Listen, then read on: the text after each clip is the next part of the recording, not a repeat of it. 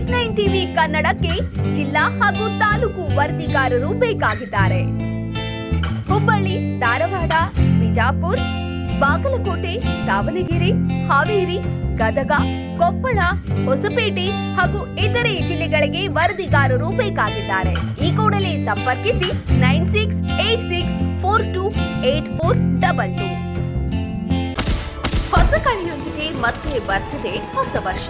ಮನೆಯಲ್ಲೂ ಮನದಲ್ಲೂ ಬದಲಾಗಲಿ ಹಳೆ ದಿನಗಳ ಕ್ಯಾಲೆಂಡರ್. ಶುರುವಾಗಲಿ ಹೊಸ ಜರ್ನಿ, ಮರೆಯಾಗಲಿ ಕಹಿ ನೆನಪುಗಳ ಸರಣಿ. ನಾಡಿನ ಸಮಸ್ತ ಜನತೆಗೆ ನಿಮ್ಮ S9 ಟಿವಿ ವತಿಯಿಂದ ಹೊಸ ವರ್ಷದ ಹಾರ್ದಿಕ ಶುಭಾಶಯಗಳು. ಈಗ S9 TV, next digital, JBM, ACN, Shri Balaji ಮತ್ತು C9 ಡಿಜಿಟಲ್ ಕೇಬಲ್ ನೆಟ್ವರ್ಕ್ಗಳಲ್ಲಿ ಲಭ್ಯ. ಈ ಕೂಡಲೇ ನಿಮ್ಮ ಕೇಬಲ್ ಆಪರೇಟರ್ ಅನ್ನು ಸಂಪರ್ಕಿಸಿ.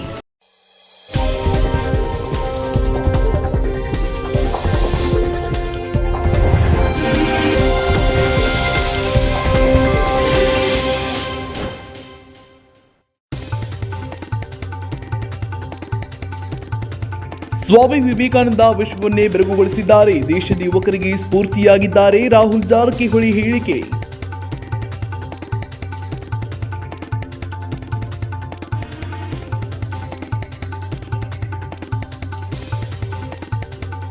ಎಂಇಎಸ್ ಮುಖಂಡನ ಮುಖಕ್ಕೆ ಬಸ್ಸಿ ಬಳಿದ ಪ್ರಕರಣ. ಜೈಲಿನಿಂದ ಹೊರಬಂದ ಕನ್ನಡ ಪರ ಹೋರಾಟಗಾರ. ಕನ್ನಡ ಪ್ರೇಮಿಗೆ ಜನರಿಂದ ಅದ್ಧೂರಿ ಸ್ವಾಗತ.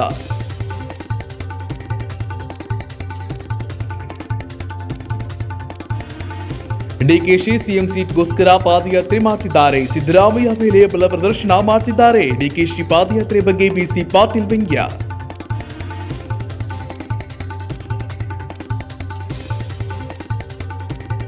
ರಾಮನಗರದಲ್ಲಿ ಗಲಾಟೆ ವಿಚಾರ. ಅಶ್ವಥ್ ನಾರಾಯಣ್ ವಿರುದ್ಧ ಶಾಸಕ ಶರಣಬಸಪ್ಪ ಗರಂ. ಡಿಕೆಶಿ ವಿರುದ್ಧ ಗೆದ್ದು ತೋರಿಸುವಂತೆ ಸವಾಲು.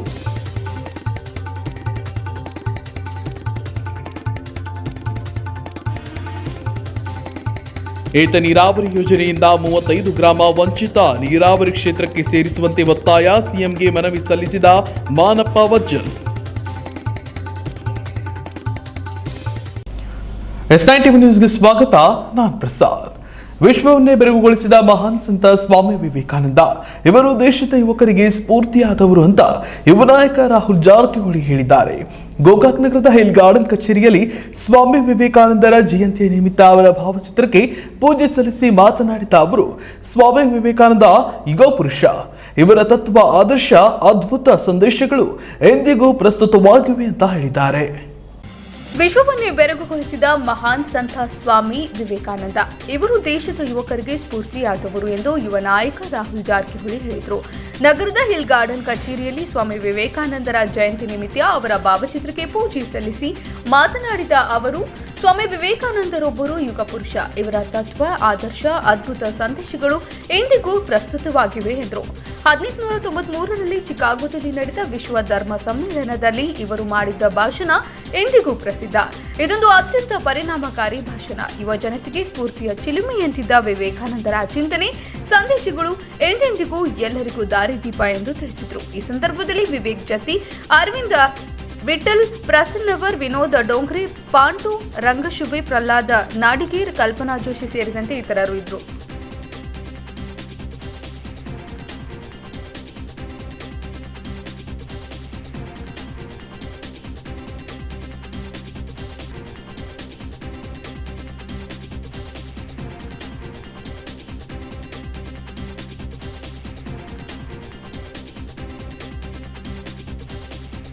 ಬೆಳಗಾವಿಯಲ್ಲಿ ಎಂಇಎಸ್ ಮುಖಂಡನ ಮುಖಕ್ಕೆ ಮಸಿ ಬಳಿದ ಪ್ರಕರಣಕ್ಕೆ ಸಂಬಂಧಪಟ್ಟಂತೆ ಬಂಧಿತರಾಗಿದ್ದ 4 ಕನ್ನಡದ ಕಟ್ಟಾಳುಗಳು ಇಂದು ಬಿಡುಗಡೆಯಾಗಿದ್ದಾರೆ.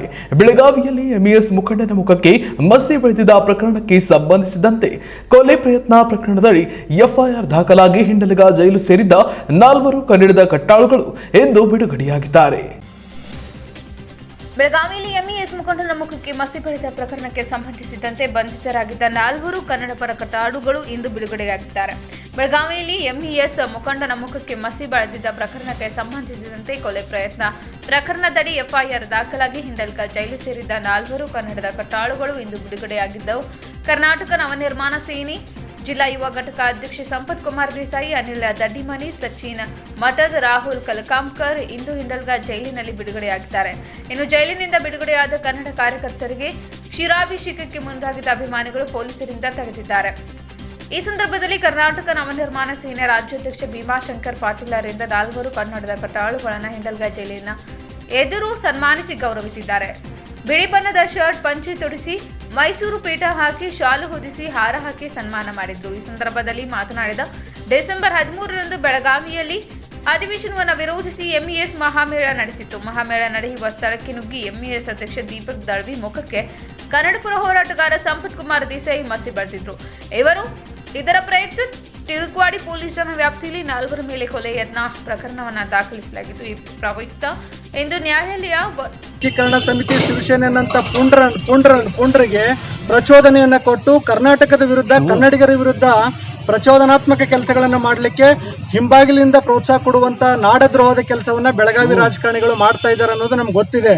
ಹಾಗಾಗಿ ನಾನು ಹೇಳಕ್ ಬಯಸ್ತಾ ಇದ್ದೀನಿ, ನಿಮ್ಮ ಮೈಯಲ್ಲಿ ಕನ್ನಡದವ ರಕ್ತವೇ ಹರಿತಾ ಇದ್ರೆ, ನೀವು ಕನ್ನಡಿಗರೇ ಆಗಿದ್ರೆ ಮುಂದಿನ ಅಧಿವೇಶನದಲ್ಲಾದರೂ ನಾಡದ್ರೋಹಿ ಮಹಾರಾಷ್ಟ್ರ ಏಕೀಕರಣ ಸಮಿತಿಯನ್ನ, ಶಿವಸೇನೆಯನ್ನ ಬೆಳಗಾವಿ ನೆಲದಿಂದ ಸಂಪೂರ್ಣವಾಗಿ ನಿಷೇಧಿಸುವಂತ ಗಂಡುತನದ ಕೆಲಸವನ್ನ ನೀವು ಮಾಡಬೇಕಾಗತ್ತೆ.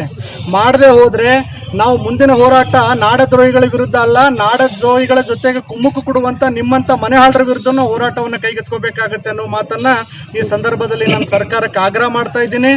ಇನ್ನೊಂದು ವಿಚಾರ, ಮೊನ್ನೆ ಹೋರಾಟ ಮಾಡಿದಂತ ನನ್ನ ಗೆಳೆಯರ ಮೇಲೆ 307 ಸೆಕ್ಷನ್ ಅನ್ನು ದಾಖಲೆ ಮಾಡುವುದರ ಮೂಲಕ ನೀವು ಇವತ್ತು ಪಾಪ ಪೊಲೀಸ್ ಅಧಿಕಾರಿಗಳಿಗೆ ಈ ಸಂದರ್ಭದಲ್ಲಿ ನಾನು ದೂರಕ್ಕೆ ಇಷ್ಟಪಡಲ್ಲ.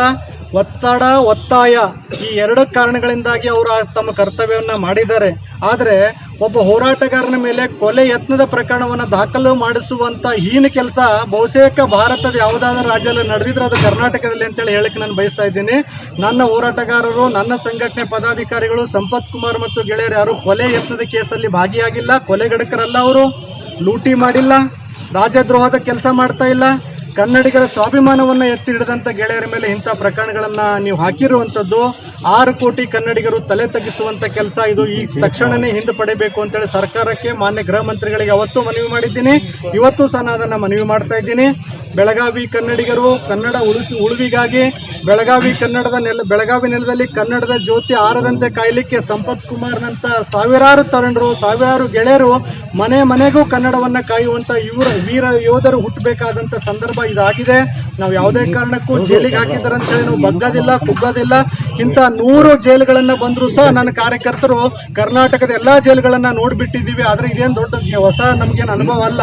ಹಾಗಾಗಿ ಇವತ್ತು ಜೈಲಿಗೆ ಹೋಗಿ ಬಂದಂತ ಗೆಳೆಯರನ್ನ 6 ಕೋಟಿ ಕನ್ನಡಿಗರ ಪರವಾಗಿ ನಾನು ತುಂಬ ಹೃದಯದ ಸ್ವಾಗತವನ್ನ ಬಯಸ್ತಾ ಇದ್ದೀನಿ. ಕರ್ನಾಟಕ ನವನಿರ್ಮಾಣ ಸೇನೆಯ ಪದಾಧಿಕಾರಿಗಳು ಮಾಡಿರುವಂತಹ ಗಂಡು ಕೆಲಸವನ್ನ ಮೆಚ್ಚಿ ರಾಜ್ಯಾದ್ಯಂತ ಎಲ್ಲಾ ಕನ್ನಡ ಪರ ಸಂಘಟನೆಗಳು, ಕರ್ನಾಟಕ ರಕ್ಷಣಾ ವೇದಿಕೆ, ನಾರಾಯಣಗೌಡರ ಆದಿಯಾಗಿ ಎಲ್ಲರೂ ಸಹ ಇವತ್ತು ನಮ್ಮನ್ನ ಗೌರವಿಸಿದ್ದಾರೆ. ನಮ್ಮ ಹೋರಾಟವನ್ನು ಬೆಂಬಲಿಸಿ ರಾಜ್ಯಾದ್ಯಂತ ಹೋರಾಟವನ್ನ ಮಾಡಿದ್ದಾರೆ.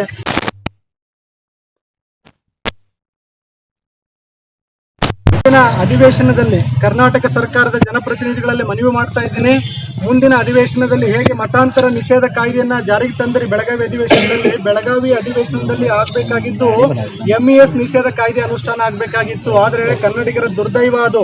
ಹೇಗೆ ನೀವು ಮತಾಂತರ ನಿಷೇಧ ಕಾಯ್ದೆಯನ್ನ ಜಾರಿಗೆ ತಂದರೆ ಬೆಳಗಾವಿ ಅಧಿವೇಶನದಲ್ಲಿ ಆಗಬೇಕಾಗಿದ್ದು ಎಂಇಎಸ್ ನಿಷೇಧ ಕಾಯ್ದೆ ಅನುಷ್ಠಾನ ಆಗಬೇಕಾಗಿತ್ತು. ಆದರೆ ಕನ್ನಡಿಗರ ದುರ್ದೈವ ಅದು. ಹೇಗೆ ನೀವು ಮತಾಂತರ ನಿಷೇಧ ಕಾಯ್ದೆ ಜಾರಿಗೆ ತಂದರೆ ಅದೇ ಮಾದರಿಯಲ್ಲಿ ಮುಂದಿನ ಅಧಿವೇಶನದಲ್ಲಿ ಎಂಇಎಸ್ ಶಿವಸೇನೆ ನಿಷೇಧ ಕಾಯ್ದೆಯನ್ನ ಅನುಷ್ಠಾನ ಮಾಡುವಂತ ಕೆಲಸವನ್ನ ನೀವು ಮಾಡಬೇಕು.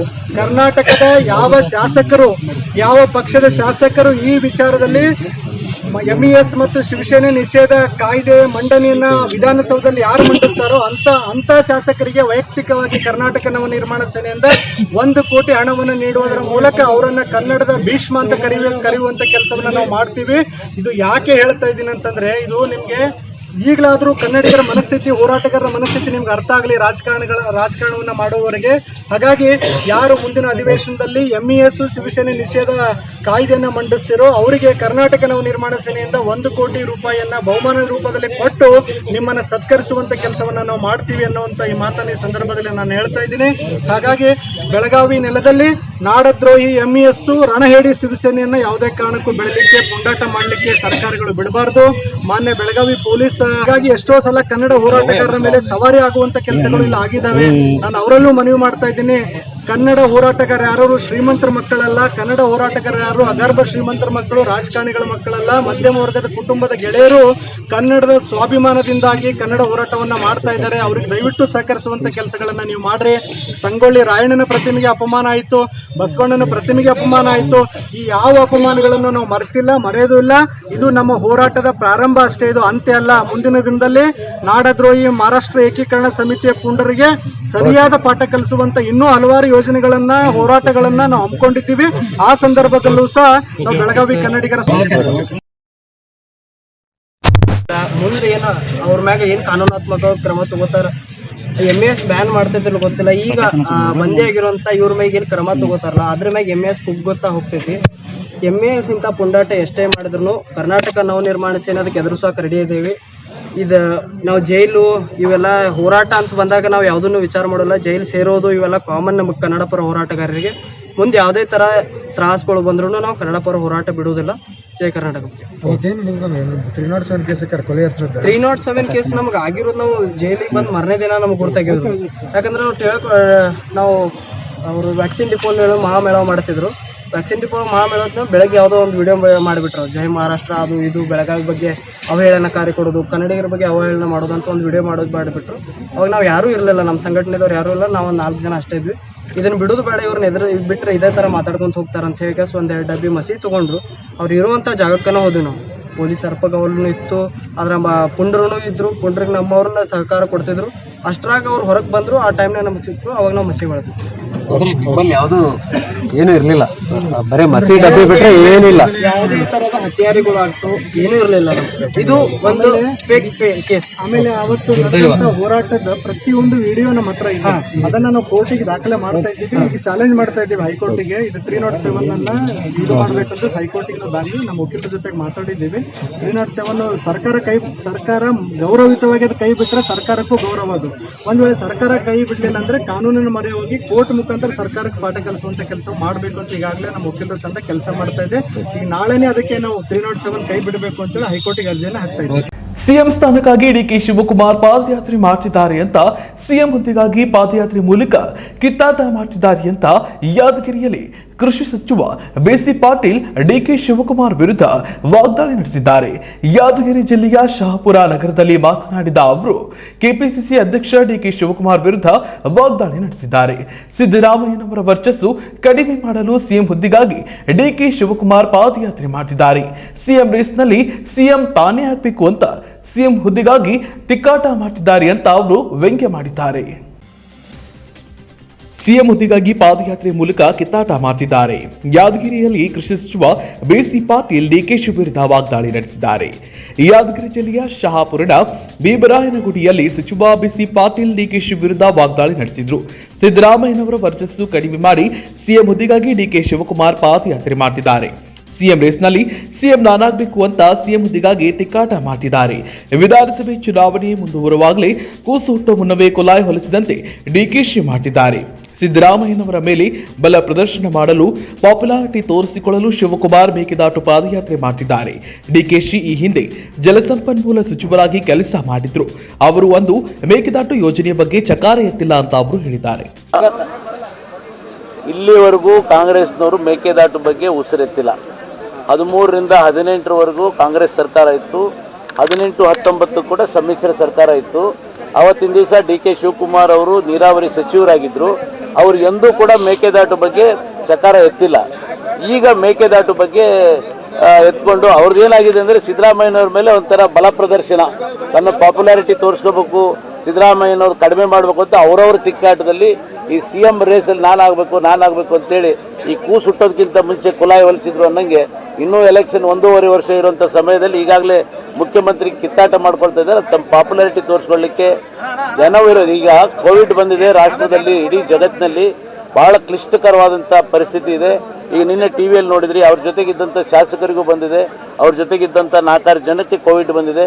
ಇಂಥ ಸಂದರ್ಭದಲ್ಲಿ ಸಾವಿರಾರು ಜನ ಸೇರಿಸ್ಕೊಂಡು ಅವ್ರು ಮಾಡೋದು ಈ ದೇಶಕ್ಕೆ ಮತ್ತು ಈ ರಾಜ್ಯಕ್ಕೆ ಒಂದು ಮಾರಕ.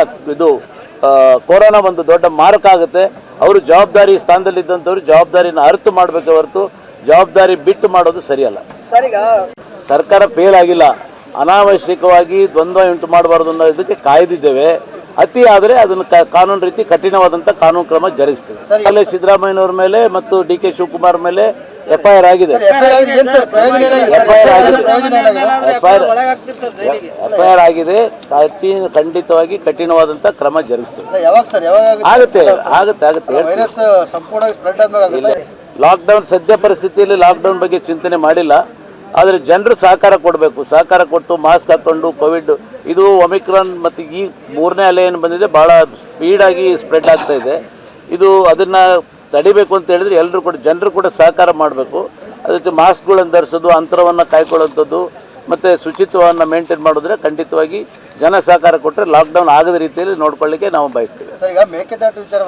ಮುಖ್ಯಮಂತ್ರಿ ಬದಲಾವಣೆ ಏನಿಲ್ಲ, ಯಾವುದೂ ಇಲ್ಲ. ಎಷ್ಟು ಹೇಳಿದ್ದಾರೆ ಅರುಣ್ ಸಿಂಗ್ ಅವರು ಬಂದು ಭಾಳ ಸ್ಪಷ್ಟ ಹೇಳಿದ್ದಾರೆ. 2023ವರೆಗೂ ಬೊಮ್ಮಾಯಿ ಅವರೇ ಮುಖ್ಯಮಂತ್ರಿ ಆಗಿರ್ತಾರೆ, ಯಾವುದೇ ಬದಲಾವಣೆ ಇಲ್ಲ ಅಂತ. ಅವ್ರು ಹೇಳಿದ್ಮೇಲೆ ಮತ್ತೆ ಯಾವ ಹೈಕಮಾಂಡ್ ಅವ್ರು ಹೇಳಬೇಕಾದ್ರೆ is the voice of Amit Shah and ಪ್ರಧಾನಮಂತ್ರಿ ನರೇಂದ್ರ ಮೋದಿಜಿ ಅವರು ವಾಯ್ಸ್ ಆಗಿ ಬಂದು ಹೇಳಿದ್ದಾರೆ. ಅದು ಕೊಟ್ಟರೆ ಅದನ್ನು ಸೇರ್ಕೊಂಡು ಎರಡೂ ಮಾಡ್ತೀನಿ. ಕೃಷಿನೂ ಮಾಡ್ತೀನಿ, ಹೋಮ ಮಾಡ್ತೀನಿ. ದರ್ಶನಾಪುರ ಅವರ ಆರೈಕೆಂತ ಸಿಕ್ಕರೆ ಅದನ್ನು ಕೂಡ ಮಾಡ್ತೀನಿ. ನಂದೇನು ಡಿಮ್ಯಾಂಡ್ ಇಲ್ಲ. ಈಗ ಸಿಕ್ಕಂತ ಇಲಾಖೆಯಲ್ಲಿ ನ್ಯಾಯ ಒದಗಿಸ್ಬೇಕು. ಫಸ್ಟ್ ರೈತರಿಗೆ ಒಂದು ಕೃಷಿ ಇಲಾಖೆ ಬಹಳ ಮುಳ್ಳಿನ ಹಾಸಿಗೆ ಇದೆ. ಇದನ್ನು ಯಾರು ಕೇಳಿ ಪಡ್ಕೊಳ್ಳಲ್ಲ. ನಾನು ಕೇಳಿ ಪಡ್ಕೊಂಡಿದ್ದೀನಿ. ಇದಕ್ಕೆ ನ್ಯಾಯ ಕೊಡುವಂಥ ಕೆಲಸ ಮಾಡಬೇಕು ಅಂತ ನನ್ನ ಆಸೆ ಇದೆ. ಎಲ್ಲಿ ವಲಸಿಗರಿ ಮನೆಗೆ ಬಂದು ಸಸಿ ಮಳೆ ಬಡಿದ ತಕ್ಷಣ ಮನೆ ಸಸಿ ಹಾಕಾಳೆ, ಮಗಳು ಹಾಕಾಳೆ. ಇನ್ನು ನಾವು ಬಂದು 2 ವರ್ಷ ಆಯಿತು, 2.5 ವರ್ಷ ಇನ್ನೂ ವಲಸಿಗರು ಬಿಟ್ಟಿಲ್ಲಲ್ಲಪ್ಪ. ಅನರ್ಹರು ಅಂತ ಬಿಟ್ಟಿದ್ದಲ್ಲ, ಈಗ ಇನ್ನೂ ವಲಸಿಗರಲ್ಲ, ನಾವು ನೆಲೆಸಿಗರು. ಈಗ ಯಾರಿಗೆ ಸಚಿವ ಅಶ್ವಥ್ ನಾರಾಯಣ್ ಡಿಕೆ ಸುರೇಶ್ ಗಂಡಸನ ಗಲಾಟೆ ವಿಚಾರಕ್ಕೆ ಸಂಬಂಧಪಟ್ಟಂತೆ ಸಚಿವ ಅಶ್ವಥ್ ನಾರಾಯಣ್ಗೆ ಶಾಸಕ ಶರಣಬಸಪ್ಪ ದರ್ಶನಾಪುರ ಸವಾಲು ಹಾಕಿದ್ದಾರೆ. ಏನು ಅಶ್ವಥ್ ನಾರಾಯಣ್ ಒಬ್ಬನೇ ಗಂಡಸ? ಸಿಎಂ ಮುಂದೆ ಈ ತರಹ ಮಾತಾಡ್ತಾರಾ? ಅಶ್ವಥ್ ನಾರಾಯಣ್ ಡಿಕೆ ಶಿವಕುಮಾರ್ ಎದುರು ಎಲೆಕ್ಷನ್ಗೆ ನಿಂತು ತೋರಿಸ್ಲಿ, ಆಗ ಡಿಕೆ ಶಿವಕುಮಾರ್ ಗಂಡಸ ಅಥವಾ ಹೆಂಗಸ ಅಂತ ಗೊತ್ತಾಗುತ್ತೆ ಅಂತ ಅವರು ವಾಗ್ದಾಳಿ ನಡೆಸಿದ್ದಾರೆ. ಸಚಿವ ಅಶ್ವಥ್ ನಾರಾಯಣ್ ಡಿಕೆ ಸುರೇಶ್ ಗಂಡಸ್ತನದ ಗಲಾಟೆಯ ವಿಚಾರಕ್ಕೆ ಸಂಬಂಧಪಟ್ಟಂತೆ ಸಚಿವ ಅಶ್ವಥ್ ನಾರಾಯಣ್ಗೆ ಶಾಸಕ ಶರಣಬಸಪ್ಪ ದರ್ಶನಾಪುರ ಸವಾಲು ಹಾಕಿದ್ದಾರೆ. ಏನು ಅಶ್ವಥ್ ನಾರಾಯಣ್ ಒಬ್ಬರೇ ಗಂಡಸ? ಸಿಎಂ ಮುಂದೆ ಈ ತರ ಮಾತಾಡ್ತಾರಾ? ಅಶ್ವಥ್ ನಾರಾಯಣ್ ಡಿಕೆ ಶಿವಕುಮಾರ್ ಎದುರು ಎಲೆಕ್ಷನ್ ನಿಂತು ತೋರಿಸಲಿ, ಆಗ ಡಿಕೆ ಶಿವಕುಮಾರ್ ಗಂಡಸ ಹೆಂಗಸ ಅಂತ ಗೊತ್ತಾಗುತ್ತೆ.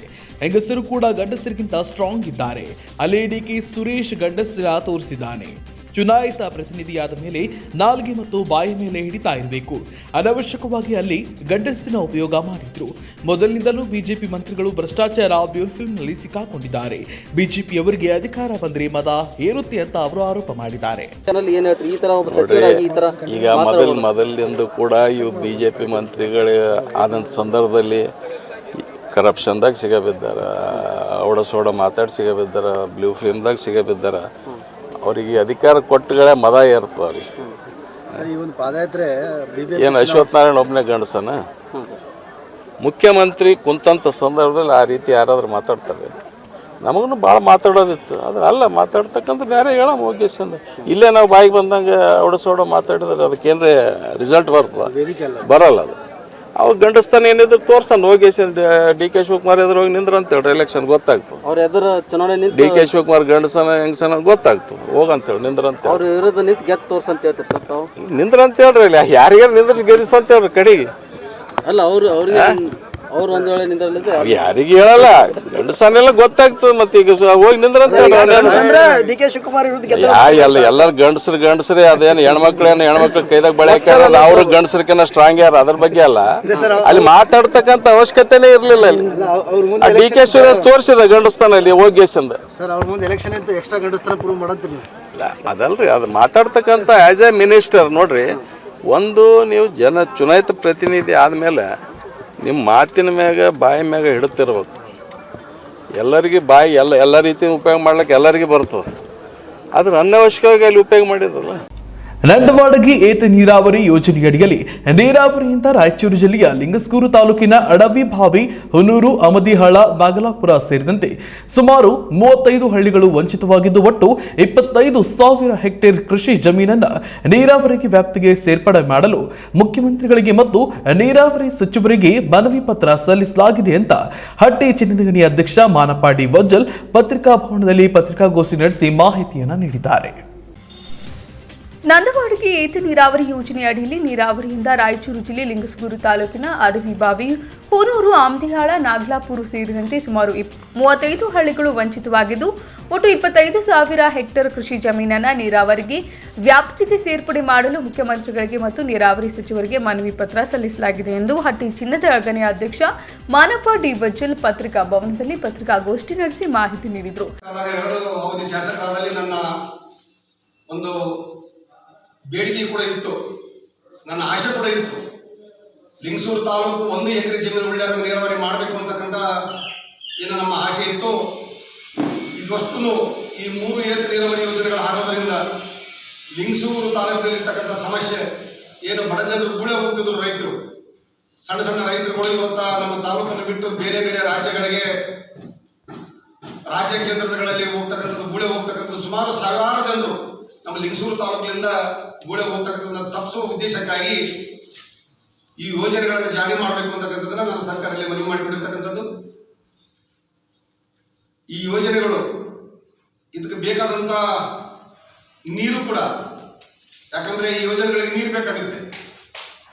ಈಗಾಗಲೇ ನಮ್ಮ ನಂದವಾಡಿಗೆ 3.75 TMC ನೀರು ಮಂಜೂರಾತಿ ಆಗಿರ್ತಕ್ಕಂಥದ್ದು.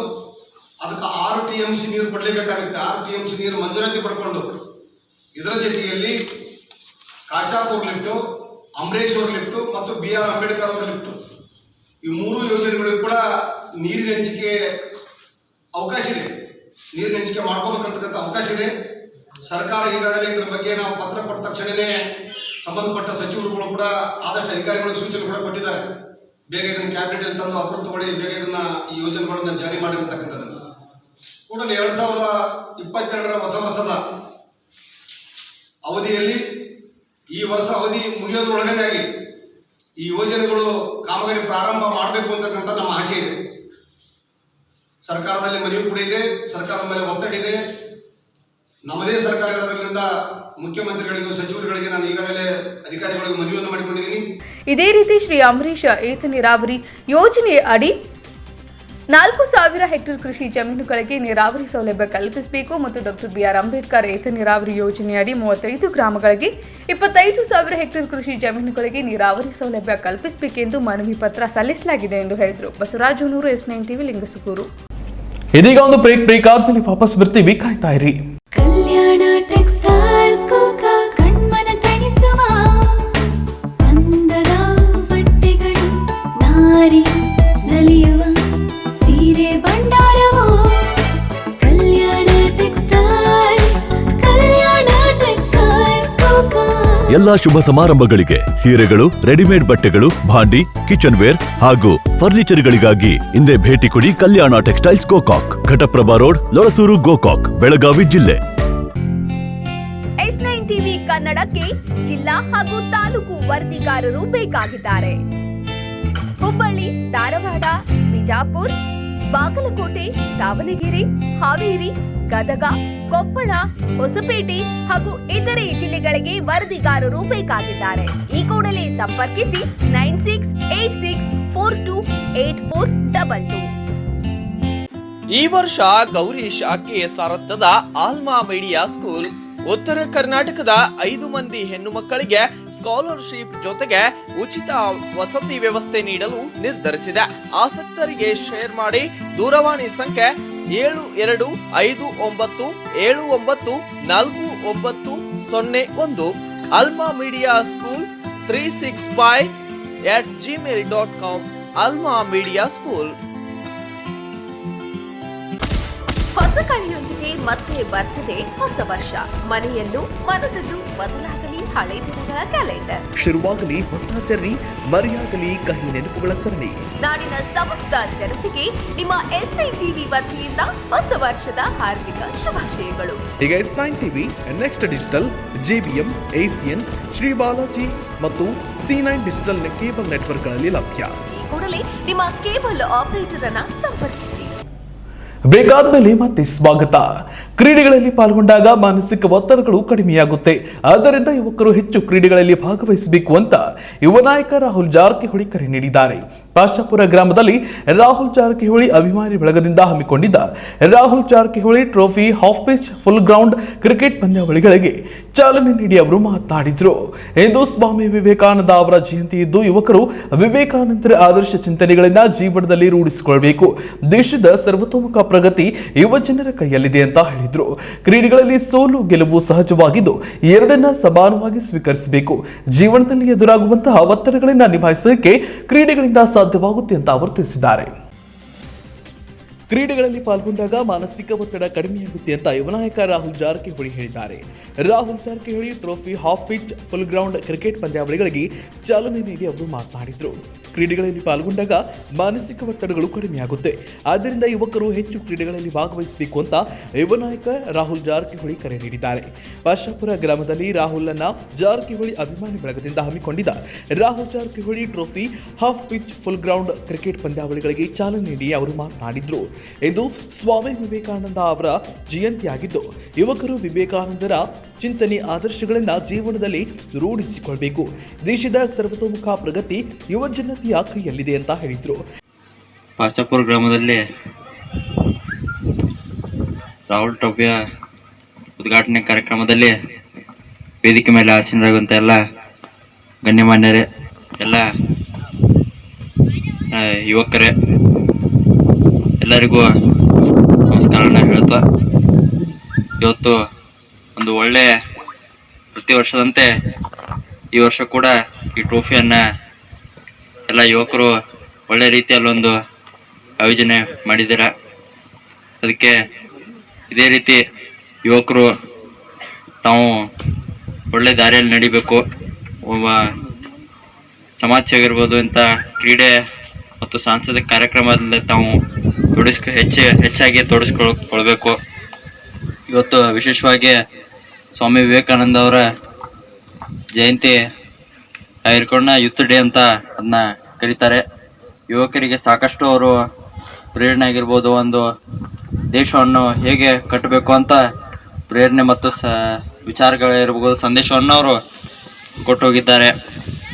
ಅವರ ಒಂದು ಮಾರ್ಗದರ್ಶನದಲ್ಲಿ ಅವರೊಂದು ಕೊಟ್ಟಂಥ ವಿಚಾರಗಳಲ್ಲಿ ಒಂದು ನಾವು ಒಳ್ಳೆ ಒಂದು ಸಮಾಜ ಕಟ್ಟಲಿಕ್ಕೆ ಒಂದು ಒಳ್ಳೆ ಹಾದಿಯಲ್ಲಿ ನಾವೆಲ್ಲ ಯುವಕರು ನಡಲಿಕ್ಕೆ ಒಂದು ಪ್ರಯತ್ನ ಮಾಡಬೇಕು.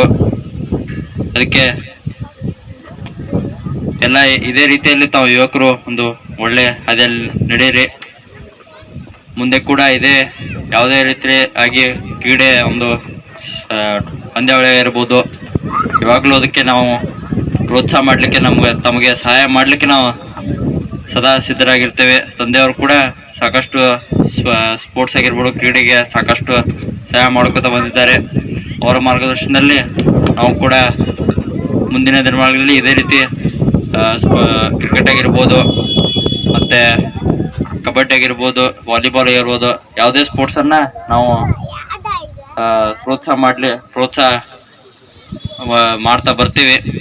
ಮತ್ತು ಇವತ್ತಿನ ಪಂದ್ಯಾವಳಿ ಮ್ಯಾಚಿಗೆ ಎಲ್ಲ ಆಟಗಾರರಿಗೆ, ಎಲ್ಲ ತಂಡಗಳಿಗೆ ಶುಭ ಆಗಲಂತ ಹೇಳ್ತಾ, ಎಲ್ಲ ಕ್ರಿಕೆಟ್ ಗೇಮದ ನಿಯಮಗಳನ್ನ ಪಾಲನೆ ಮಾಡುತ್ತಾ ಎಲ್ಲ ತಾವು ಆಟವನ್ನು ಆಡಿ ಸೋಲು ಜಯವನ್ನು ತಾವು ಸಮಾನ ರೀತಿಯಲ್ಲೇ ನೋಡಬೇಕು. ಅದಕ್ಕೆ ಕ್ರಿಕೆಟ್ ಈಸ್ ಏನು ಜೆಂಟಲ್ಮೆನ್ಸ್ ಗೇಮ್ ಅಂತಾರೆ. ಅದಕ್ಕೆ ಎಲ್ಲರೂ ಫೇರ್ ರೀತಿಯಲ್ಲಿ ಈ ಆಟವನ್ನು ಆಡಿ ತಾವೆಲ್ಲರೂ ಈ ಪಂದ್ಯ ಕ್ರೀಡೆಗಳಲ್ಲಿ ಸೋಲು ಗೆಲುವು ಸಹಜವಾಗಿರುತ್ತೆ. ಎರಡನ್ನೂ ಸಮಾನವಾಗಿ ಸ್ವೀಕರಿಸಬೇಕು. ಜೀವನದಲ್ಲಿ ಎದುರಾಗುವಂತಹ ಒತ್ತಡಗಳನ್ನು ನಿಭಾಯಿಸಲಿಕ್ಕೆ ಕ್ರೀಡೆಗಳಿಂದ ಸಾಧ್ಯವಾಗುತ್ತೆ ಅಂತ ಹೇಳಿದ್ರು. ಇದೇ ಸಂದರ್ಭದಲ್ಲಿ ಸ್ವಾಮಿ ವಿವೇಕಾನಂದರ ಭಾವಚಿತ್ರಕ್ಕೆ ಪೂಜೆ ಸಲ್ಲಿಸಲಾಯಿತು.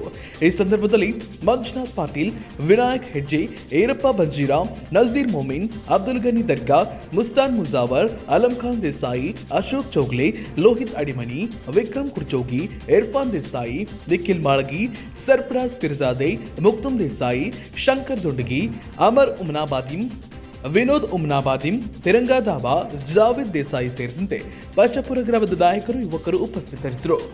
ಬಸನಗೌಡ ತುರ್ಬಿಹಾಳ ಅವರಿಗೆ 30,000 ಲೀಡ್ನಿಂದ ನಿಮ್ಮನ್ನ ಗೆಲ್ಲಿಸಿದ ರೈತರನ್ನ ಮರ್ತರ ಅಂತ ಎನ್ಆರ್ಬಿಸಿ ಫೈಎ ಹೋರಾಟ ಸಮಿತಿಯ ಗೌರವಾಧ್ಯಕ್ಷ ತಿಮ್ಮನಗೌಡ ಚಿಲಿಕರಾಗಿ ಮಸ್ಕಿ ಶಾಸಕ ಆರ್ ಬಸನಗೌಡ ತುರ್ಬಿಹಾಳ ಅವರನ್ನ ಪ್ರಶ್ನಿಸುವ ಮೂಲಕ ಅವರ ಜವಾಬ್ದಾರಿಯನ್ನ ನೆನಪಿಸಿದ್ದಾರೆ.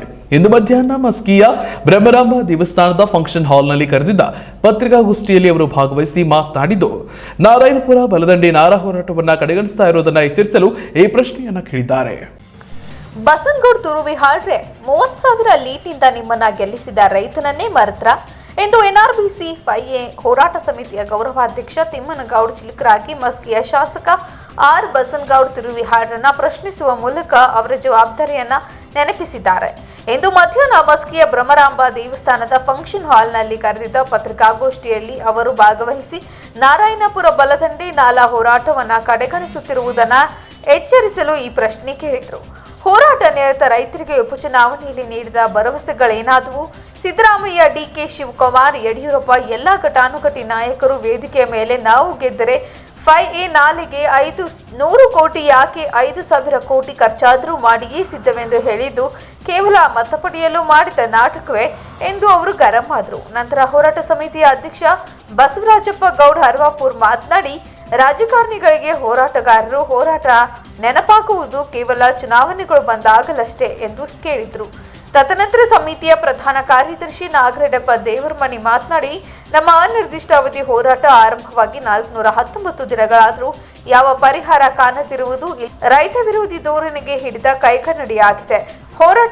ಹೋರಾಟಗಾರರನ್ನ ಕಡೆಗಣಿಸಿದರೆ ಮುಂದಿನ ಚುನಾವಣೆಗಳಲ್ಲಿ ಭಾರಿ ಆಘಾತ ಅನುಭವಿಸಬೇಕಾಗುತ್ತದೆ. ರೈತರು ಚುನಾವಣೆಗಳಿಗಾಗಿ ಕಾದು ಕುಳಿತಿದ್ದಾರೆ. ಯಾವ ಪಕ್ಷದವರೇ ಆಗಲಿ ರೈತರನ್ನ ಕಡೆಗಣಿಸಿದರೆ ಮೊನ್ನೆ ಉಪಚುನಾವಣೆಯಲ್ಲಾದ ಪರಿಸ್ಥಿತಿ ಮತ್ತೆ ಮರುಕಳಿಸುತ್ತದೆ. ಇದು ಲಕ್ಷಾಂತರ ರೈತರ ಭವಿಷ್ಯದ ಪ್ರಶ್ನೆ. ನಾಳೆ ಜಾರಿಯಾಗುವವರೆಗೂ ನಮ್ಮ ಹೋರಾಟ ನಿಲ್ಲದು ಎಂದು ಎಚ್ಚರಿಸಿದರು. ಈ ಸಂದರ್ಭದಲ್ಲಿ ಹೋರಾಟಗಾರ ಮಲ್ರೆಡ್ಡಪ್ಪ ಚಿಲಕರಾಗಿ ಅವರು ಇದ್ದರು. Suresh Balaganur, S9 TV. ಸಂಕ್ರಾಂತಿಗೆ ಸಿಹಿ ಸುದ್ದಿ ನೀಡುವುದಾಗಿ ಉನ್ನತ ಶಿಕ್ಷಣ ಸಚಿವ ಡಾಕ್ಟರ್ ಅಶ್ವಥ್ ನಾರಾಯಣ್ ಹೇಳಿದ್ದಾರೆ. ಅವರ ನಿರ್ಧಾರ ಏನೇ ಆಗಿರಲಿ ಎಂಬುದನ್ನ ಕಾದು ನೋಡೋಣ.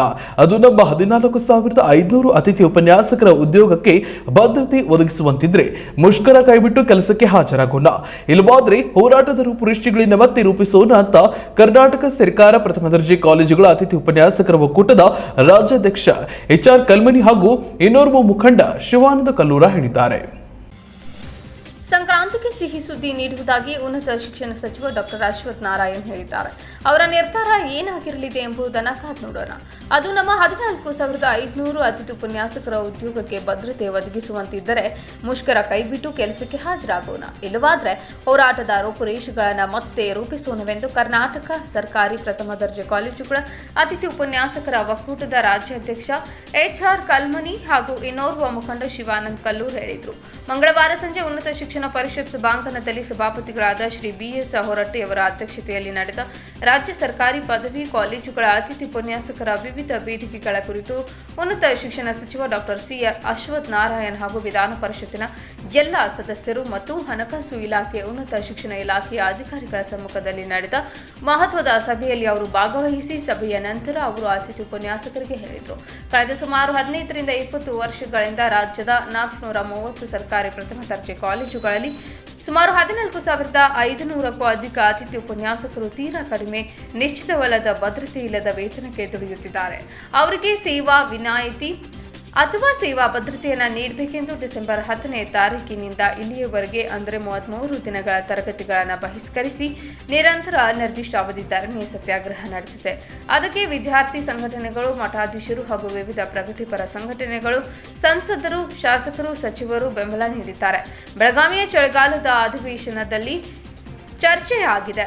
ಸ್ಪಷ್ಟ ಲಿಖಿತ ಆದೇಶ ಹೊರಬೀಳುವವರೆಗೆ ಮುಷ್ಕರ ನಿಲ್ಲದೆಂಬ ಅಚಲ ನಿಲುವಿಗೆ ವಿಚಲಿತವಾದ ಉನ್ನತ ಶಿಕ್ಷಣ ಮಂತ್ರಿಗಳು ಸಭೆಯ ಮೇಲೆ ಸಭೆ ನಡೆಸಿ ನಿನ್ನೆ ಒಂದು ಉತ್ತಮ ನಿರ್ಧಾರಕ್ಕೆ ಬಂದು ಮುಖ್ಯಮಂತ್ರಿಗಳೊಂದಿಗೆ ಚರ್ಚಿಸಿ ಸಂಕ್ರಾಂತಿಯಂದು ನಿಮ್ಮೆಲ್ಲರಿಗೆ ಸಿಹಿ ಸುದ್ದಿ ನೀಡುತ್ತೇವೆ ಎಂದು ಹೇಳಿದ್ದಾರೆ. ಸಭೆಯಲ್ಲಿ ಭಾಗವಹಿಸಿ ಅತಿಥಿ ಉಪನ್ಯಾಸಕರ ನ್ಯಾಯಯುತ ಬೇಡಿಕೆಗಳ ಈಡೇರಿಕೆಗಾಗಿ ಸಮರ್ಥವಾದ ಮಂಡಿಸಿದೆ. ತರುವಾಯ ಅತಿಥಿ ಉಪನ್ಯಾಸಕರ ನಿಲುವೇನೆಂಬುದು ಸರ್ಕಾರಕ್ಕೆ ಸ್ಪಷ್ಟವಾಗಿದೆ. ಆತ್ಮೀಯ ನನ್ನ ಅತಿಥಿ ಉಪನ್ಯಾಸಕ ವೃತ್ತಿ ಬಾಂಧವರೇ, ನಮ್ಮೆಲ್ಲರಿಗೂ ಕೂಡ ಮೊದಲು ನಿಮಗೆ ಅಭಿನಂದನೆ ಸಲ್ಲಿಸ್ತೇನೆ. ಈ ಕಾರಣ ಇವತ್ತು 33ನೇ ದಿನಕ್ಕೆ ನಮ್ಮ ಹೋರಾಟ ನಿರಂತರವಾಗಿ ನಡೀತಾ ಇದೆ. ಹಾಗಾಗಿ ನಿಮಗೆ ಅಭಿನಂದನೆ ಸಲ್ಲಿಸ್ತೇನೆ. ಎಲ್ಲರಿಗೂ ಕುತೂಹಲ ಇತ್ತು ಇವತ್ತಿನ ಸಭೆಯಲ್ಲಿ ಏನಾಗುತ್ತೆ ಅನ್ನುವಂಥದ್ದು ನಮಗೆ ತಿಳಿಸಲಿಕ್ಕೆ ಇಷ್ಟಪಡ್ತೇನೆ. ಇವತ್ತಿನ ಸಭೆಯಲ್ಲಿ ಬಹಳ ಸಕಾರಾತ್ಮಕ ಮತ್ತು ಧನಾತ್ಮಕವಾದ ರೀತಿಯಲ್ಲಿ ನಮಗೆ ಮಾನ್ಯ ಸಚಿವರು, ಮಾನ್ಯ ವಿಧಾನ ಪರಿಷತ್ ಸದಸ್ಯರು, ಮಾನ್ಯ ಸಭಾಪತಿಗಳು ಬಹಳ ಸುದೀರ್ಘವಾದ ಗಾಂಭೀರ್ಯದಿಂದ ಒಂದು ಸಭೆಯನ್ನು ನಡೆಸಿದರು. ನಮಗೆ ವಿಷಯ ಇಷ್ಟೇ ಏನಂತಂದರೆ, ನಮ್ಗೆ ಇನ್ನೂ ಒಂದು ವಾರ ಸಮಯ ಕೇಳಿದ್ರು, ಜೊತೆಗೆ ಸಂಕ್ರಾಂತಿಗೆ ನೀವು ಸಿಹಿ ಸುದ್ದಿ ಕೊಡ್ತೀನಿ, ಮುಖ್ಯಮಂತ್ರಿಗಳಿಂದಲೇ ನಾನು ಅನೌನ್ಸ್ ಮಾಡ್ತೀನಿ ಅನ್ನುವಂಥ ಮಾತನ್ನು ಮಾನ್ಯ ಉನ್ನತ ಶಿಕ್ಷಣ ಸಚಿವರು ಹೇಳಿದ್ದಾರೆ. ಆ ದೃಷ್ಟಿಕೋನದಿಂದ ನಾವು ಕೂಡ ಅವರಿಗೆ ಹೇಳಬೇಕಂದ್ರೆ, ಈ ಸಂಕ್ರಾಂತಿವರೆಗೆ ಕೊಡ್ತಿರಲ್ಲ ಅಲ್ಲಿವರೆಗೂ ನಮ್ಮ ಹೋರಾಟ ಮುಂದುವರಿದಿದೆ ಅನ್ನುವಂಥ ಮಾತನ್ನು ಅವರಿಗೆ ಅವ್ರಿಗೆ ಬಂದಿದ್ದೇವೆ ಅವರಿಗೆ. ಹಾಗಾಗಿ ನಮಗೆ ಸಿಹಿ ಸುದ್ದಿ ಬರುವಂಥ ನಿಟ್ಟಿನಲ್ಲಿ ನಾವೆಲ್ಲರೂ ಕೂಡ ಇರೋಣ, ಧೈರ್ಯವಾಗಿರಿ, ಸ್ಥೈರ್ಯವಾಗಿರಿ, ಯಾರೂ ಕೂಡ ಅಧೈರ್ಯಗೊಳ್ಬೇಡಿ ಅಂತ ಹೇಳ್ತಾ, ನಿಮ್ಮ ಜೊತೆಗೆ ನಾವಿರ್ತೇವೆ, ನಮ್ಮ ಜೊತೆಗೆ ನೀವಿರಿ ಅಂತ ಹೇಳ್ತಾ, ಎಲ್ಲರೂ ಕೂಡ ನಮ್ಮ ಹೋರಾಟ ಮುನ್ನಡೆಯಲಿ. ಯಾರು ಕೂಡ ತರಗತಿ ಹೋಗಬೇಡಿ, ಎಲ್ಲರೂ ಕೂಡ ಯಾರು ಕೂಡ ತರಗತಿ ಹೋಗಬೇಡಿ. ಈ ಒಂದು ಹೋರಾಟದ ಕಿಚ್ಚು ಇಡೀ ರಾಜ್ಯದಲ್ಲಿ ಒಂದು ಮಾದರಿಯಾದಂಥ ಒಂದು ಹೋರಾಟ ಆಗಿದೆ. ಆ ನಿಟ್ಟಿನಲ್ಲಿ ಎಲ್ಲ ಸಂಘಟನೆ ಮಕ್ಕಳು ಕೂಡ ಈ ಒಂದು ಸಭೆಯನ್ನು ಮಾಡಿ ಬಹಳ ಯಶಸ್ಸಿನಂತ ನಾವು ಹೋರಾಟವನ್ನು ಮಾಡಿದ್ದೇವೆ. ಹಾಗಾಗಿ ಎಲ್ಲರೂ ಕೂಡ ಧೈರ್ಯವಾಗಿರಿ ಅಂತ ಹೇಳ್ತಾ, ನಮ್ಮ ಹೋರಾಟ ಮುನ್ನಡೆಯಲಿ. ಜೈ ಭುವನೇಶ್ವರಿ. ಆದರೆ ಸರ್ಕಾರದ ಆದೇಶ ಹೊರಬೀಳಲು ಸಂಕ್ರಾಂತಿಯವರೆಗೆ ಕಾಯಬೇಕಿದೆ. ಒಟ್ನಲ್ಲಿ ಅತಿಥಿ ಉಪನ್ಯಾಸಕರ 15ರಿಂದ 20 ವರ್ಷಗಳ ವನವಾಸ ಸಂಕ್ರಮಣಕ್ಕೆ ಕೊನೆಗೊಂಡು ಹೊಸ ಬದುಕು ಆರಂಭವಾಗುವುದು ಕಾದು ನೋಡಬೇಕಿದೆ. Suresh Belaganur, S9 TV. ಧಾರವಾಡದ ವಿವೇಕಾನಂದ ಸರ್ಕಲ್ನಲ್ಲಿ ವೀರ ಸನ್ಯಾಸಿ ಸ್ವಾಮಿ ವಿವೇಕಾನಂದರ 159ನೇ ಜಯಂತ್ಯುತ್ಸವವನ್ನು ಆಚರಿಸಲಾಯಿತು. ಅವರ ಜೀವನ ಚರಿತ್ರೆಯನ್ನ ಸ್ಮರಿಸಲಾಯಿತು. ಸನಾತನ ಧರ್ಮಕ್ಕೆ ಅವರು ಕೊಡುಗೆ ಹಾಗೂ ಯುವಕರನ್ನ ಕೇಂದ್ರವಾಗಿ ಇಟ್ಕೊಂಡು ಅವರ ವಿಚಾರಧಾರೆಗಳನ್ನ ಸ್ಮರಿಸಿದ್ರು. ಇವತ್ತು ಧಾರವಾಡದ ವಿವೇಕಾನಂದ ಸರ್ಕಲ್ನಲ್ಲಿ ವೀರ ಸನ್ಯಾಸಿ ಸ್ವಾಮಿ ವಿವೇಕಾನಂದರ 159ನೇ ಜಯಂತ್ಯುತ್ಸವವನ್ನು ಆಚರಿಸಲಾಯಿತು. ಅವರ ಜೀವನ ಚರಿತ್ರೆಯನ್ನ ಸ್ಮರಿಸಲಾಯಿತು. ಸನಾತನ ಧರ್ಮಕ್ಕೆ ಅವರ ಕೊಡುಗೆ ಹಾಗೂ ಯುವಕರನ್ನ ಕೇಂದ್ರವಾಗಿ ಇಟ್ಕೊಂಡು ಅವರ ವಿಚಾರಗಳನ್ನ ಸ್ಮರಿಸಲಾಯಿತು. ನಮಸ್ಕಾರ. ಇವತ್ತು 159ನೇ ಶ್ರೀ ವಿವೇಕಾನಂದ ಜಯಂತಿಯ ಎಲ್ಲರಿಗೂ ಶುಭಾಶಯಗಳು. ನಾವು ವೀರ ಸನ್ಯಾಸಿ ವಿವೇಕಾನಂದರಂತ ನಾವು ಒಂದು ನೆನಪಿಸಿಕೊಂಡಾಗ ಅದು ಯುವಕರ ಕೇಂದ್ರೀಕೃತ. ಈ ಯುವಕರು ಎಲ್ಲಿ ಯಾವೊಂದು ಸ್ಥಳದಲ್ಲೂ ಒಂದು ಕೆಲಸ ಮಾಡ್ಲಿಕ್ಕತ್ತಾಗ ಅಲ್ಲಿ ಬದಲಾವಣೆ ತರುವಂಥ ಶಕ್ತಿ ಇರೋದು ಯುವಕರಿಗೆ. ಆ ಯುವಕರ ಕೇಂದ್ರೀಕೃತವಾಗಿ ಇವತ್ತು ಯುವಕರನ್ನ ಬಡದೆಬ್ಬಿಸುವಂಥ ಕೆಲಸ ವೀರ ಸನ್ಯಾಸಿ ವಿವೇಕಾನಂದರು ಮಾಡಿದಾರಂತ ನಾನು ಇಲ್ಲಿ ಹೇಳಿ ಬಯಸ್ತೀನಿ. ಸನಾತನ ಧರ್ಮಕ್ಕೆ ಅವರ ಕೊಡುಗೆ ಅಪಾರ. ಆ ಕೊಡುಗೆಯನ್ನು ಸ್ಮರಿಸುತ್ತಾ ಅದನ್ನ ಪ್ರೇರಣೆಯಾಗಿ ತಗೊಂಡು ನಾವು ಯುವಕರು ಏನಾರ ಇವತ್ತು ನಾವು ಕೆಲಸ ಮಾಡ್ಲಿಕ್ಕತ್ತೀವಿ ಅಂತಂದ್ರೆ ಇಡೀ ಜಗತ್ತನ್ನೇ ನಾವು ಬದಲಾಯಿಸ್ಬೋದು. ಇದು ವಿಶ್ವಕ್ಕೇ ನಮ್ಮ ದೇಶ ಗುರು ಆಗುವಂಥ ಒಂದು ಸಂದರ್ಭ ಒದಗಿ ಬರ್ತದೆ. ಮತ್ತು ಇವರು ಚಿಕಾಗೋಕ್ಕೆ ಹೋದಾಗ ಒಂದು ಜಗತ್ತಿಗೆ ನಾವೆಲ್ಲ ಸಹೋದರಿಯರಂತ ಒಂದು ಸಂದೇಶ ಸಾರಿದ ವೀರ ಸನ್ಯಾಸಿ ಇಡೀ ಜಗತ್ತು ಪ್ರಸಿದ್ಧಿ ಹೊಂದಿದೆ. ಈ ಸಂದರ್ಭದಲ್ಲಿ ಈರೀಶ್ ಅಂಚಂಟಗೇರಿ, ಸಂಜಯ್ ಕಾಪಟ್ಕರ್, ಸುನೀಲ್ ಮೋರೆ, ಪ್ರಮೋದ್ ಕಾರಕೂನು, ಶ್ರೀನಿವಾಸ್ ಕೋಟ್ಯಾನ, ಮಣಿಕಾಂತ ಶೆಟ್ಟಿ, ಸಂಜಯ್ ಸಾಲಿಮಠ, ಮಂಜುನಾಥ್ ಕಂಬಾರ್, ಸ್ವಾತಿ, ಪ್ರಸಾದ್ ಯಲ್ಲವತ್ತಿಮಠ, ಮಲ್ಲಿಕಾರ್ಜುನ ದೊಡ್ಮನಿ, ಅಭಿಲಾಷ್ ಕುಲಾಲ್ ಹಾಗೂ ಅನೇಕರು ಉಪಸ್ಥಿತರಿದ್ದರು. Vinayak Kanchagar, S9 TV Dharwad. Corona ಸೋಂಕಿತರ ಸಂಖ್ಯೆ ಹೆಚ್ಚಾದ ಹಿನ್ನೆಲೆಯಲ್ಲಿ ಧಾರವಾಡ ಮತ್ತು ಹುಬ್ಬಳ್ಳಿ ತಾಲೂಕಿನ ಶಾಲೆಗಳಿಗೆ ರಜೆ ಘೋಷಿಸಿ ಧಾರವಾಡ ಜಿಲ್ಲಾಧಿಕಾರಿ ನಿತೇಶ್ ಪಾಟೀಲ್ ಆದೇಶ ಹೊರಡಿಸಿದ್ದಾರೆ. ಅವಳಿ ನಗರಗಳು ಸೇರಿದಂತೆ 2 ತಾಲೂಕು ವ್ಯಾಪ್ತಿಯಲ್ಲಿ 1 ರಿಂದ 8ನೇ ತರಗತಿಯ ಮಕ್ಕಳಿಗೆ ನಾಳೆಯಿಂದ ಅನಿರ್ದಿಷ್ಟಾವಧಿವರೆಗೆ ಅವಧಿಯವರೆಗೆ ರಜೆಯನ್ನ ಘೋಷಿಸಲಾಗಿದೆ. ಶಾಲೆಗಳು ಮತ್ತೆ ಎಂದಿನಂತೆ ಆರಂಭವಾಗಲಿವೆ ಎಂಬುದನ್ನು ಜಿಲ್ಲಾಧಿಕಾರಿಗಳು ಸ್ಪಷ್ಟಪಡಿಸಿಲ್ಲ. ಮುಂದಿನ ಆದೇಶದವರೆಗೂ ಎಂದಷ್ಟೇ ಹೇಳಲಾಗಿದೆ. 15 ರಿಂದ 18 ವರ್ಷದೊಳಗಿನ ಮಕ್ಕಳಿಗೆ ಕೊರೋನಾ ಲಸಿಕೆ ನೀಡಲು ಅವಕಾಶವಿರುವ ಹಿನ್ನೆಲೆಯಲ್ಲಿ 9 ರಿಂದ 10 ಹಾಗೂ PU ವಿದ್ಯಾರ್ಥಿಗಳಿಗೆ ರಜೆ ಇರೋದಿಲ್ಲ ಅಂತ ಧಾರವಾಡ ಜಿಲ್ಲಾಧಿಕಾರಿ ನಿತೇಶ್ ಪಾಟೀಲ್ ವಿವರಿಸಿದ್ದಾರೆ. ಕೊರೋನಾ ಹಾಗೂ ಒಮಿಕ್ರಾನ್ ಸೋಂಕು ತೀವ್ರಗತಿಯಲ್ಲಿ ಹರಡ್ತಾ ಇರೋದ್ರಿಂದ ಧಾರವಾಡ ಜಿಲ್ಲೆಯ ನಗರ ಹಾಗೂ ಗ್ರಾಮೀಣ ಕ್ಷೇತ್ರ, ಹುಬ್ಬಳ್ಳಿ ನಗರ, ಹುಬ್ಬಳ್ಳಿ ಗ್ರಾಮಾಂತರ ಕ್ಷೇತ್ರ ವ್ಯಾಪ್ತಿಯಲ್ಲಿ ಬರುವ ಅಂಗನವಾಡಿ ಸೇರಿದಂತೆ 1 ರಿಂದ 8ನೇ ತರಗತಿವರೆಗೆ ರಜೆ ಘೋಷಣೆ ಮಾಡಿದ್ದಾರೆ. ನಾಳೆಯಿಂದಲೇ ಈ ಆದೇಶ ಅನ್ವಯವಾಗಲಿದ್ದು ಮುಂದಿನ ಆದೇಶದವರೆಗೂ ಶಾಲೆಗಳನ್ನು ಪುನರ್ ಆರಂಭಿಸುವಂತೆ ಸೂಚನೆ ನೀಡಲಾಗಿದೆ. ಈ ತಾಲೂಕಿನಲ್ಲಿ ಪಾಸಿಟಿವಿಟಿ ದರ ಹೆಚ್ಚಾಗಿದ್ದು ಶಾಲೆಗಳಿಗೆ ರಜೆ ಘೋಷಣೆ ಮಾಡಲಾಗಿದೆ. ಈ ಅವಧಿಯಲ್ಲಿ ಆನ್ಲೈನ್ ಮೂಲಕ ತರಗತಿ ನಡೆಸಬಹುದು ಅಂತ ಜಿಲ್ಲಾಧಿಕಾರಿಗಳು ಆದೇಶ ಹೊರಡಿಸಿದ್ದಾರೆ. ಕ್ಯಾಮರಾಮನ್ ರಾಘವೇಂದ್ರ ಜೊತೆ ವಿನಾಯಕ್ ಕಂಚಗಾರ್, S9 TV ಧಾರವಾಡ. ಪುರಸಭೆ ಚುನಾವಣೆ ಪ್ರಚಾರದ ವೇಳೆ ಬಡ ಕುಟುಂಬದ ಕಾಲೇಜು ವಿದ್ಯಾರ್ಥಿನಿಗೆ ವಿದ್ಯಾಭ್ಯಾಸಕ್ಕೆ ಲ್ಯಾಪ್ಟಾಪ್ ಇಲ್ಲದನ್ನ ಮನಗಂಡು ಚುನಾವಣೆ ಬಳಿಕ ಲ್ಯಾಪ್ಟಾಪ್ ಕೊಡಿಸೋದಾಗಿ ಭರವಸೆ ನೀಡಿದ್ದ ದತ್ತಾ ವಾಸ್ಟರ್ ಇಂದು ಅಚನಿಯಲ್ಲಿ ವಿದ್ಯಾರ್ಥಿಯ ಮನೆಗೆ ತೆರಳಿ ಲ್ಯಾಪ್ಟಾಪ್ ಅನ್ನು ನೀಡಿದ್ದಾರೆ. ಪುರಸಭೆ ಚುನಾವಣೆ ಪ್ರಚಾರದ ವೇಳೆ ಬಡ ಕುಟುಂಬದ ಕಾಲೇಜು ವಿದ್ಯಾರ್ಥಿನಿಗೆ ವಿದ್ಯಾಭ್ಯಾಸಕ್ಕೆ ಲ್ಯಾಪ್ಟಾಪ್ ಇಲ್ಲದನ್ನ ಮನಗಂಡು ಚುನಾವಣೆ ಬಳಿಕ ವಿದ್ಯಾರ್ಥಿನಿಗೆ ಲ್ಯಾಪ್ಟಾಪ್ ನೀಡೋ ಭರವಸೆ ನೀಡಿದ ದಸ್ತಾ ಮಾಸ್ಟರ್ ಎಂದು ವಿದ್ಯಾರ್ಥಿನಿ ಮನೆಗೆ ತೆರಳಿ ಲ್ಯಾಪ್ಟಾಪ್ ನೀಡಿದ್ರು. ಈ ಸಂದರ್ಭದಲ್ಲಿ ನೂತನ ಪುರಸಭೆ ಸದಸ್ಯ ದಸ್ತಾ ಮಾಸ್ಟರ್ ಮಾತನಾಡಿ, ವಾರ್ಡ್ ನಂಬರ್ 4ರ ಚುನಾವಣೆ ಪ್ರಚಾರದ ಸಂದರ್ಭದಲ್ಲಿ ಬಡ ವಿದ್ಯಾರ್ಥಿನಿಗೆ ಲ್ಯಾಪ್ಟಾಪ್ ಇಲ್ಲದೆ ವಿದ್ಯಾಭ್ಯಾಸಕ್ಕೆ ತೊಂದರೆ ಆಗಿದ್ದನ್ನು ಗಮನಿಸಿ ಎಂದು ಆ ವಿದ್ಯಾರ್ಥಿನಿಗೆ ಸ್ವಂತ ಖರ್ಚಿನಲ್ಲಿ ಲ್ಯಾಪ್ಟಾಪ್ ನೀಡಿದ್ದು, ಮುಂದಿನ ದಿನಗಳಲ್ಲಿ ವಾರ್ಡ್ ನಂಬರ್ 4ರ ಬಡ ವಿದ್ಯಾರ್ಥಿಗಳಿಗೆ ಶಾಲಾ ಶುಲ್ಕ ಸೇರಿದಂತೆ ಶಿಕ್ಷಣಕ್ಕೆ ಸಂಬಂಧಿಸಿದ ಸಮಸ್ಯೆಗೆ ಸ್ಪಂದಿಸುವುದರ ಜೊತೆಗೆ ವಾರ್ಡಿನ ಸಮಗ್ರ ಅಭಿವೃದ್ಧಿಗೆ ಜನಸೇವಕನಾಗಿ ಕೆಲಸ ಮಾಡುವುದಾಗಿ ತಿಳಿಸಿದರು. ವಾರ್ಡ್ ನಂಬರ್ 4ರಲ್ಲಿ ಜನರು ಎಲ್ಲ ಕೂಡಿಸಿ ತನುಮನ ಧನನದೆ ಮತ್ತು ಪಕ್ಷಭೇದ ಮರೆತು ಎಲ್ಲ ಸಮಾಜ ಬಾಂಧವರು ಎಲ್ಲ ಸಮಾಜದವರು ನಮಗೆ ಆಶೀರ್ವಾದ ಮಾಡಿದ್ದಾರೆ. ಅವ್ರ ಋಣ ಐತೆ ನಮ್ಮ ಮೇಲೆ. ಅವ್ರ ಋಣ ಅವ್ರ ಜನನಾಯಕನಲ್ಲ ಜನಸೇವಕನಾಗಿ ತೀರಿಸಬೇಕಂತ ವಿಚಾರ ಮಾಡಿ ಅದೇ ರೀತಿ ನಾವು ಪ್ರಚಾರ ಬಂದ್ಬೇಕು ವಿದ್ಯಾರ್ಥಿಗಳು ಸುಮ್ಮನೆ ಕೂತಿದ್ರೆ ನಮಗೆ ಲ್ಯಾಪ್ಟಾಪ್ ಬೇಕು ರೀ, ನೀವು ಆಶೆ ಬರೋಣ, ನೀವು ಮುನ್ಸಿಪಾಲಿಟಿ ಲ್ಯಾಪ್ಟಾಪ್ ಮಾಡ್ಬೇಕು, ಮುನ್ಸಿಪಾಲಿಟಿ ಕೂಡ ಅವಶ್ಯಕತೆ ಇಲ್ವಾ, ಸಣ್ಣ ಸೇವೆ ತಳಹಳ್ಳಿ ಸೇವೆ ಐತ್ರಿ, ನಾನು ನನ್ನ ಸ್ವಂತ ಖರ್ಚಿಂದ ಒಂದು ಲ್ಯಾಪ್ಟಾಪ್ ಕೊಟ್ಟಿನಿ ಅವ್ರಿಗೆ ಇವತ್ತು. ಮತ್ತು ಹಂಗೆ ಯಾರು ಬಡ ವಿದ್ಯಾರ್ಥಿಗಳು ನಮ್ಮ ವಾರ್ಡ್ ನಂಬರ್ 4ರಾಗ ಕಾಲೇಜಾಗಲಿ ಅಥವಾ ಫೀಸು ಅಥವಾ ಯಾವ ಇದ್ರೆ ನಾನು ಅದನ್ನು ನಿಭಾಯಿಸ್ತೀನಿ. 5 ವರ್ಷ ಪೀರಿಯಡ್ದಾಗ ಮುಗಿಸ್ತೀನಿ, ಮತ್ತು ಮುಂದೆ ಮುಗಿಸ್ತೀನಿ.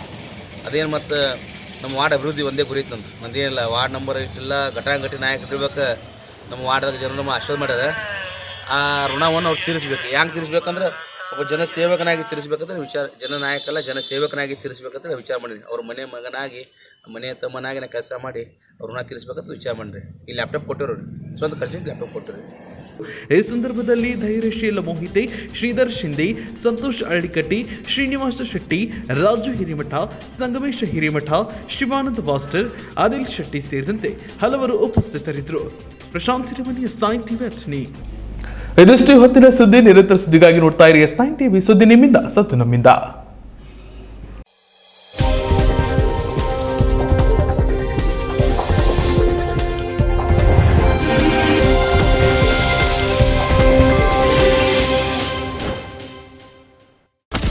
ಹೊಸ ಕಳೆಯೊಂದಿಗೆ ಮತ್ತೆ ಬರ್ತಿದೆ ಹೊಸ ವರ್ಷ. ಮನೆಯಲ್ಲೂ ಮನದಲ್ಲೂ ಬದಲಾಗಲಿ ಹಳೆ ದಿನಗಳ ಕ್ಯಾಲೆಂಡರ್. ಶುರುವಾಗಲಿ ಹೊಸ ಜರ್ನಿ, ಮರೆಯಾಗಲಿ ಕಹಿ ನೆನಪುಗಳ ಸರಣಿ. ನಾಡಿನ ಸಮಸ್ತ ಜನತೆಗೆ ನಿಮ್ಮ S9 TV ವತಿಯಿಂದ ಹೊಸ ವರ್ಷದ ಹಾರ್ದಿಕ ಶುಭಾಶಯಗಳು. ಈಗ S9 TV, next digital, JBM, ACN, Shri Balaji ಮತ್ತು C9 ಡಿಜಿಟಲ್ ಕೇಬಲ್ ನೆಟ್ವರ್ಕ್ಗಳಲ್ಲಿ ಲಭ್ಯ. ಈ ಕೂಡಲೇ ನಿಮ್ಮ ಕೇಬಲ್ ಆಪರೇಟರ್ ಅನ್ನ ಸಂಪರ್ಕಿಸಿ. S9 TV ಕನ್ನಡಕ್ಕೆ ಜಿಲ್ಲಾ ಹಾಗೂ ತಾಲೂಕು ವರದಿಗಾರರು ಬೇಕಾಗಿದ್ದಾರೆ. ಹುಬ್ಬಳ್ಳಿ, ಧಾರವಾಡ, ಬಿಜಾಪುರ, ಬಾಗಲಕೋಟೆ, ದಾವಣಗೆರೆ, ಹಾವೇರಿ, ಗದಗ, ಕೊಪ್ಪಳ, ಹೊಸಪೇಟೆ ಹಾಗೂ ಇತರೆ ಜಿಲ್ಲೆಗಳಿಗೆ ವರದಿಗಾರರು ಬೇಕಾಗಿದ್ದಾರೆ. ಈ ಕೂಡಲೇ ಸಂಪರ್ಕಿಸಿ 9686428422.